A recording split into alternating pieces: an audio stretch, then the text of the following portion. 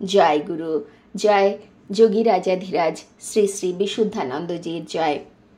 শ্রী গুরুদেব বা মহাপুরুষরা সবসময় যে স্বরূপেই আসেন তা কিন্তু নয়। আমরা শ্রী শ্রী রাম ঠাকুরের জীবনীতেও পেয়েছি কাক রূপে মহাপুরুষ তাঁর সাথে দেখা করতে আসতেন, রোজ কথাও বলে যেতেন তাঁর সাথে।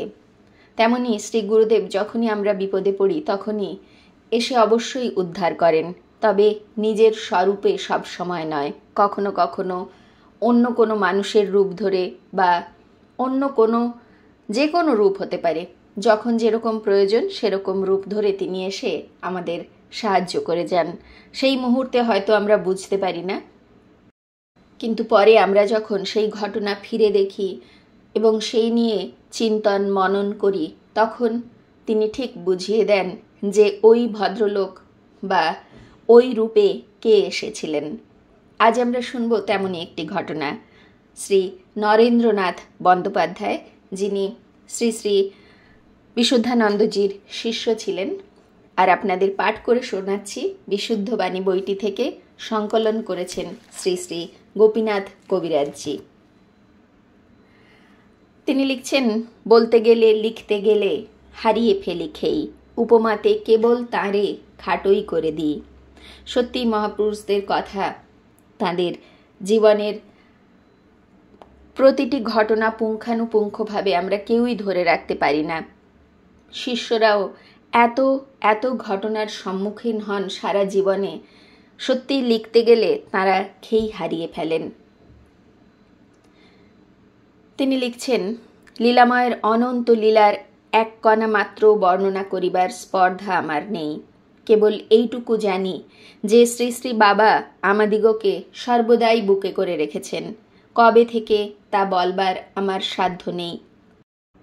বোধহয় যে মুহূর্তে ছিটকে স্ফুলিঙ্গবৎ পড়লাম, সেই মুহূর্তে বুকে করে এই লক্ষ লক্ষ জন্ম মরণের মধ্যে দিয়ে অবিশ্রান্ত তিনি ছুটে চলেছেন। কোথায় অবসান তা তিনিই জানেন।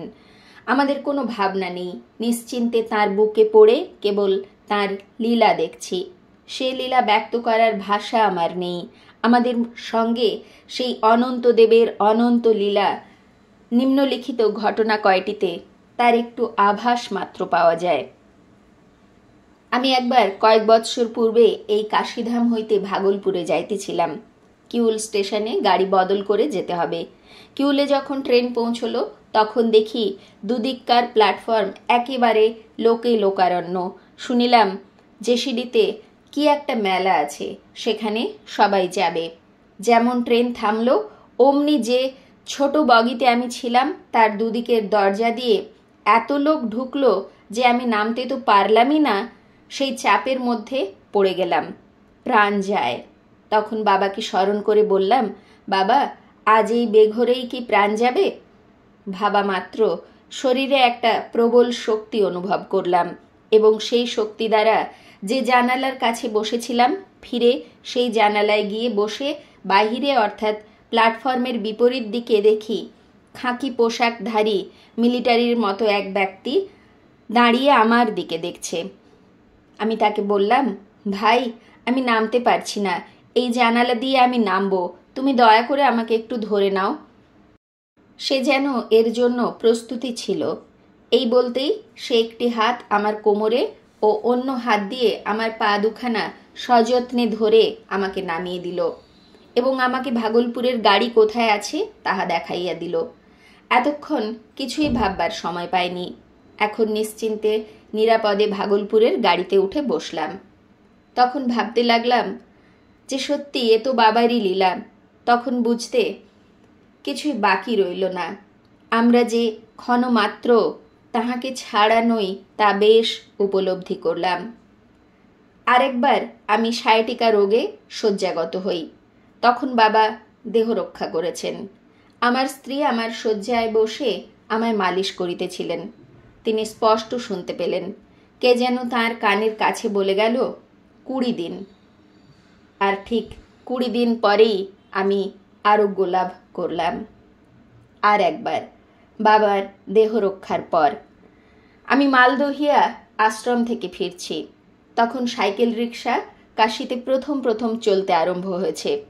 আমার গধুলিয়াতে নেমে হেঁটে আসবার কথা। আমি তখন বাবার আউধ গরবিস্ত পুরাতন আশ্রমে থাকতাম। আমি রিক্সাওয়ালাকে বললাম, ভাই, তোমাকে আরও 2 আনা দেব, তুমি আমাকে হরিশ্চন্দ্র ঘাট পর্যন্ত পৌঁছে দাও। সে রাজি হয়ে আমাকে নিয়ে চলেছে। মদনপুরার একটি জায়গায় যখন এসেছি তখন বিপরীত দিক থেকে একটা বড় মহাজনী এক্কা অতি বেগে এসে আমার রিক্সার সঙ্গে ধাক্কা লাগিয়ে চলে গেল। ধাক্কা লাগতেই আমি কয়েক হাত দূরে একেবারে ছিটকে পড়লাম। যেমন ছিটকে শূন্যে ওঠা, সঙ্গে সঙ্গে বললাম, বাবা। তখনই কে যেন আমাকে ধরে কাত করে দিলে, নতুবা আমার মাথার পেছনের দিকটা সেখানে একটা মস্ত বড় পাথর ছিল, তারই ওপরে গিয়ে পড়তো, আর তখনই আমার ইহজীবনের সমাপ্তি হতো। আমি পাথরের ওপর কাত হয়ে পড়লাম। মাথাটা আমার একটু উঁচু রইল। পড়ে আমার বুকের ওপর এমন ধাক্কা লাগলো যে আমি আর উঠতে পারি না। তখন সেখানে কয়েকটি মুসলিম যুবক বসেছিল। তারা তাড়াতাড়ি এসে আমাকে ধরাধরি করে তুলে একটা চেয়ারে বসালো। আমি সম্পূর্ণ জ্ঞানেতেই ছিলাম। তারপর তারা আর একটি রিক্সাতে আমাকে বসিয়ে দিল।